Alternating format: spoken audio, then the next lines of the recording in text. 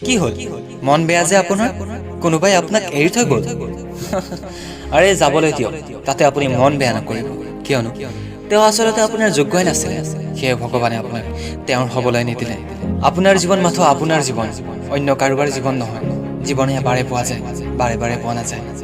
আৰে যিয়ে আপোনাক এৰি থৈ গৈছে তেওঁ এদিন আপোনাৰ কথা ভাবি ঠিকেই পস্তাব কিন্তু সেইদিন আপুনি তাতকৈ বহুত ওপৰৰ লেভেলত থাকিব